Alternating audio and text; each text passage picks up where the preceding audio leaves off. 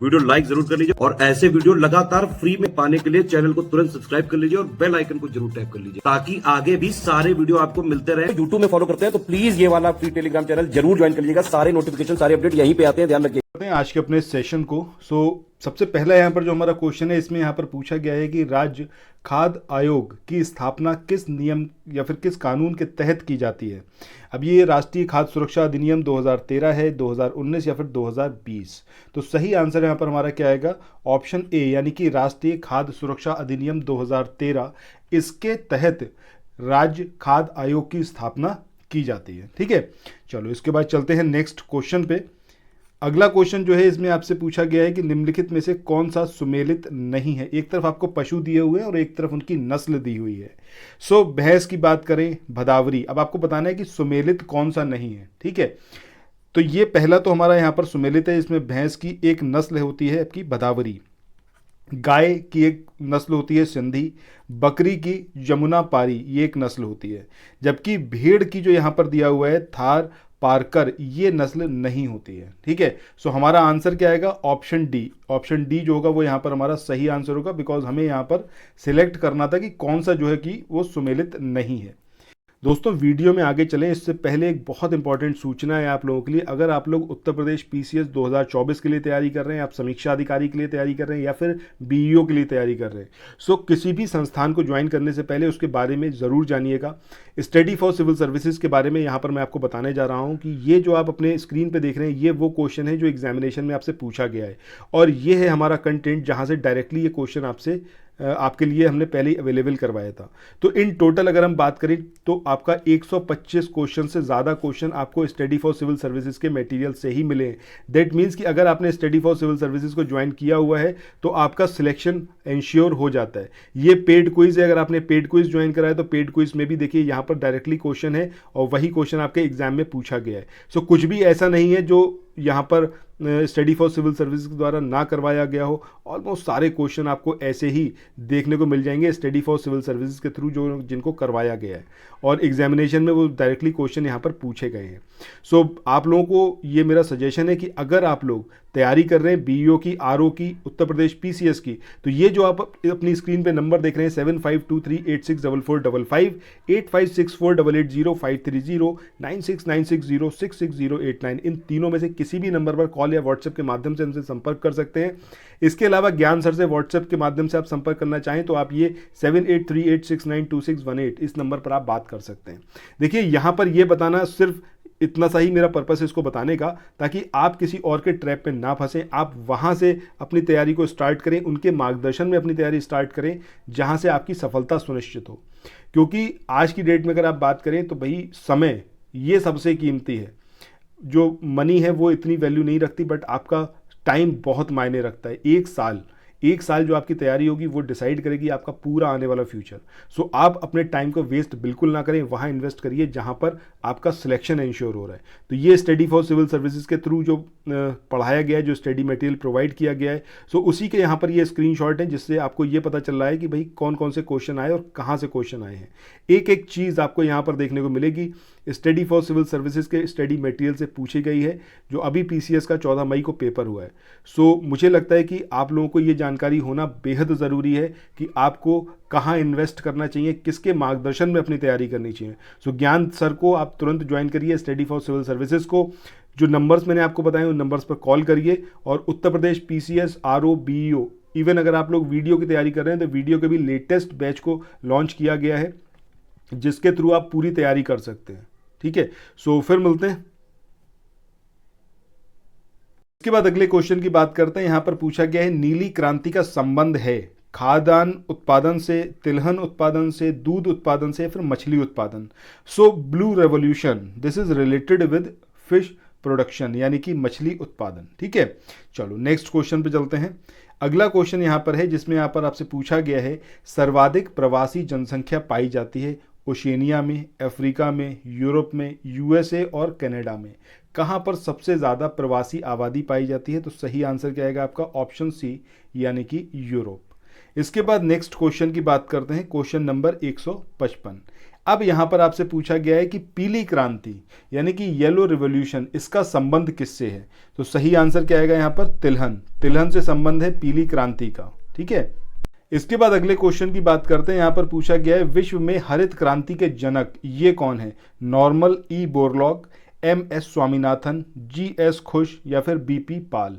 तो सही आंसर यहां पर हमारा क्या आएगा? ऑप्शन ए यानी कि नॉर्मन ई बोरलॉग, इनका संबंध है या फिर ये जो है जनक हैं आपके ग्रीन रिवॉल्यूशन के। ये क्वेश्चन बहुत इंपॉर्टेंट है और सेवरल टाइम्स ये अलग अलग एग्जामिनेशन में पूछा जा चुका है। अगला क्वेश्चन यहां पर है कि भारतीय हरित क्रांति यानी कि इंडियन ग्रीन रिवॉल्यूशन, इसका संबंध जो है मतलब इसका संबंध किससे है ये भी बताइएगा कमेंट सेक्शन में। बाकी ये शुरुआत इसकी कहाँ से हुई? पंतनगर से, बेंगलुरु से, कानपुर से या फिर दिल्ली से? तो सही आंसर यहाँ पर क्या आएगा? ऑप्शन ए यानी कि पंतनगर। ठीक है, चलिए नेक्स्ट क्वेश्चन पे मूव ऑन करते हैं।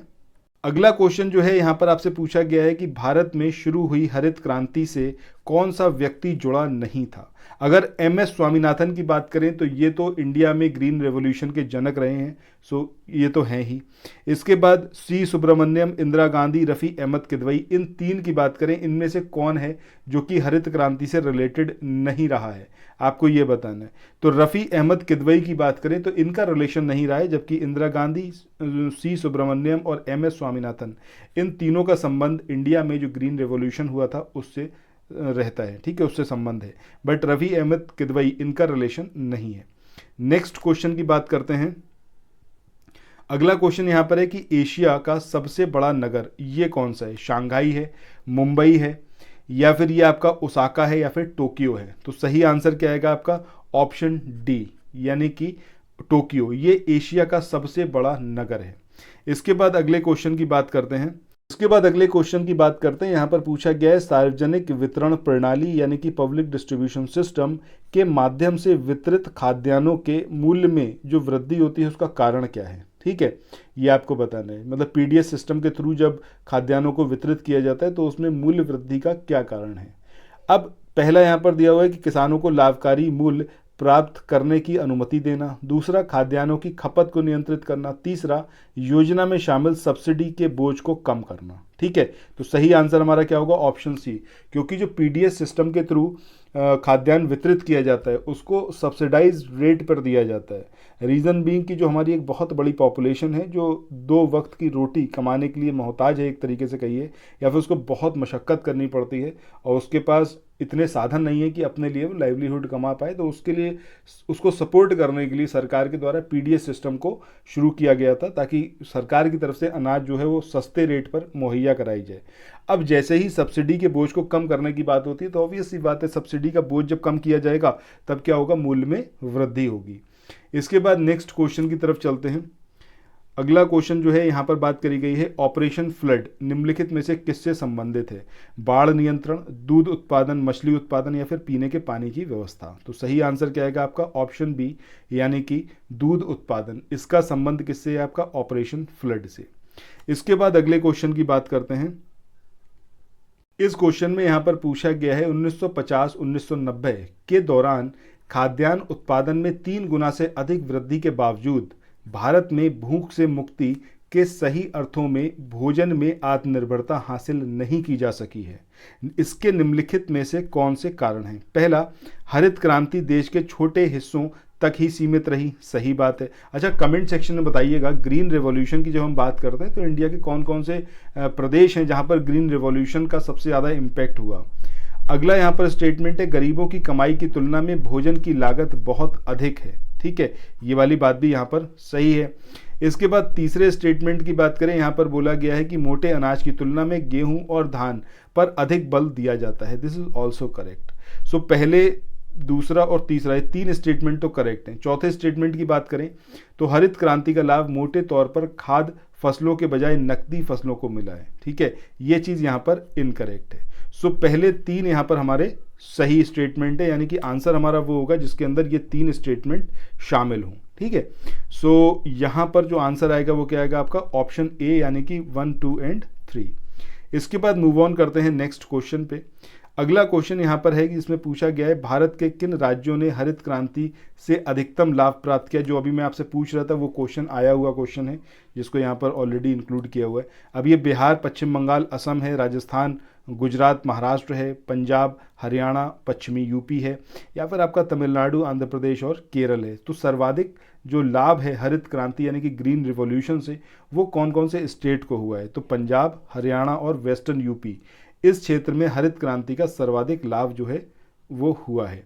इसके बाद अगले क्वेश्चन की बात करें, 164th क्वेश्चन है।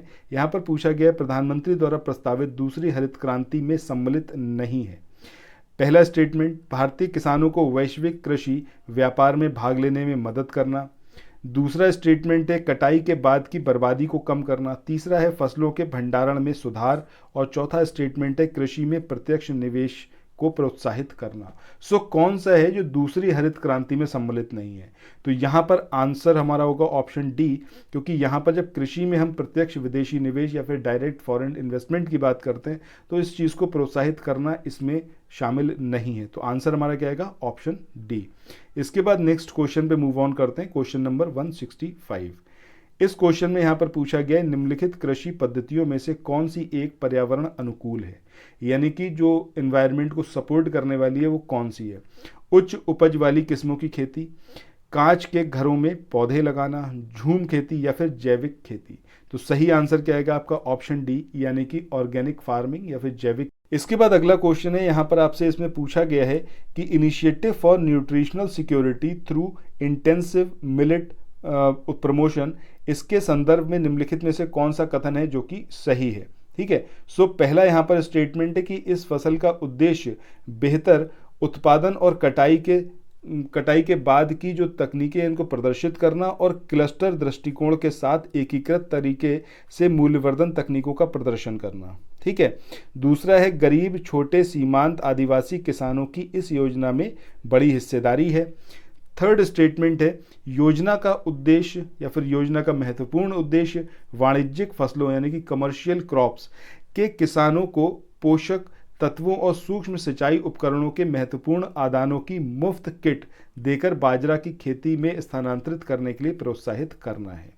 अब आपको बताना है कि कौन से स्टेटमेंट यहाँ पर करेक्ट है। तो देखिए यहाँ पर हम किसकी बात कर रहे हैं? यहाँ पर हम बात कर रहे हैं मिलेट प्रमोशन के थ्रू जो है न्यूट्रिशनल सिक्योरिटी को इंश्योर करना। ठीक है, सो मिलेट मतलब बाजरे की बात हो रही है। सो अब इसके लिए सबसे पहला जो स्टेटमेंट है इसमें बोला गया है कि इसके थ्रू जो है उत्पादन और कटाई के बाद की तकनीकों को प्रदर्शित करना और क्लस्टर दृष्टिकोण के साथ एकीकृत यानी कि इंटीग्रेटेड तरीके से जो मूल्यवर्धन तकनीकें हैं इसको प्रदर्शित करना। ये तो इसका एक पर्पस है, ये तो सही बात है। दूसरा है गरीब, छोटे, सीमांत और आदिवासी किसानों की इस योजना में बड़ी हिस्सेदारी है, दिस इज ऑल्सो करेक्ट। जबकि थर्ड स्टेटमेंट जिसमें बात करी गई है कि जो कमर्शियल क्रॉप्स हैं उसके किसानों को पोषक तत्वों और सूक्ष्म सिंचाई उपकरणों के महत्वपूर्ण आदानों की मुफ्त किट देकर बाजरा की खेती में स्थानांतरित करने के लिए प्रोत्साहित करना, दिस इज इनकरेक्ट। ये इसका एक पर्पस नहीं है। सो पहला और दूसरा ये हमारा यहाँ पर सही होगा। तो आंसर क्या आएगा आपका? Option C. ठीक है, जिसमें पहला और दूसरा स्टेटमेंट सही है। इसके बाद नेक्स्ट क्वेश्चन पे मूव ऑन करते हैं। इस क्वेश्चन में यहाँ पर आपसे पूछा गया है कि भारत में राष्ट्रीय कृषि प्रौद्योगिकी परियोजना NATP किसके द्वारा वित्त पोषित है? मतलब इसको फाइनेंस कौन करता है? ठीक है, राष्ट्रीय कृषि प्रौद्योगिकी परियोजना, इसको कौन जो है वो आपका वित्त पोषित करता है, फाइनेंस करता है? तो सही आंसर क्या आएगा आपका? विश्व बैंक यानी कि वर्ल्ड बैंक। इसके बाद नेक्स्ट क्वेश्चन की तरफ चलते हैं। अगला क्वेश्चन यहाँ पर है, इसमें आपसे पूछा गया है प्रधानमंत्री फसल बीमा योजना के संदर्भ में निम्नलिखित कथनों पर विचार करें। अब पहला जो स्टेटमेंट है जिसमें बात क्या करी गई है, यहाँ पर आपसे पूछा मतलब आपको बताया गया है कि इस योजना के तहत किसानों को साल के किसी भी मौसम में किसी भी फसल की खेती के लिए 2% का एक समान प्रीमियम देना होगा। ये प्रधानमंत्री फसल बीमा योजना इसका मतलब इससे रिलेटेड है। ठीक है, ये जो है आपका यहाँ पर कैसा है, सही है कि नहीं, आपको ये बताना है। तो देखिए पहला स्टेटमेंट जो है वो यहाँ पर हमारा कैसा है, वो गलत है। ठीक है, पहला स्टेटमेंट गलत है, ये 2% वाली बात सही नहीं है। दूसरे स्टेटमेंट की बात करें, दूसरे स्टेटमेंट में बोला गया है कि यह योजना जो है चक्रवात और बेमौसम बारिश से होने वाली फसल कटाई के बाद के नुकसानों को कवर करती है। ठीक है, सो दूसरा स्टेटमेंट यहाँ पर हमारा सही है। सो हमारा आंसर क्या आएगा? आंसर आएगा जिसमें केवल सेकंड स्टेटमेंट जो है वो कि सही है। तो सही आंसर क्या होगा आपका? Option B. इसके बाद नेक्स्ट क्वेश्चन की बात करते हैं। इस क्वेश्चन में पूछा गया है भारत में फसल बीमा योजना इसकी शुरुआत जो है वो कौन से ईयर में की गई, कौन से साल में? तो सही आंसर यहाँ पर क्या आएगा आपका? सही आंसर आएगा ऑप्शन सी, यानी कि 1985, 1985 में फसल बीमा योजना इसको शुरू किया गया हिंदुस्तान में। इसके बाद बात करते हैं आज के आखिरी क्वेश्चन की। इस क्वेश्चन में आपसे पूछा गया है व्यापक फसल बीमा योजना के स्थान पर राष्ट्रीय कृषि बीमा योजना किस वर्ष शुरू की गई? ठीक है, राष्ट्रीय कृषि बीमा योजना जो है वो किस वर्ष शुरू की गई, ये आपको यहाँ पर बताना है। तो सही आंसर क्या आएगा? ऑप्शन सी, यानी कि 1999, 1999 में फसल बीमा योजना के स्थान पर राष्ट्रीय कृषि बीमा योजना को शुरू किया गया। सो इसी के साथ आज के इस वाले सेशन को यहीं पर एंड करते हैं, फिर मिलते हैं नेक्स्ट वीडियो में। तब तक प्रीवियस वीडियोस को प्लेलिस्ट में जाकर जरूर देखिए और हर एक वीडियो के अंदर जितने भी क्वेश्चन हैं उन क्वेश्चंस को खुद से लगाने की पहले कोशिश करिए, ठीक है? उसके बाद जो है फिर आप आगे उसका सॉल्यूशन देखिए। सो फिर मिलते हैं, तब तक अपना रिवीजन जरूर करते रहिए। Thank you so much, have a nice day, bye bye.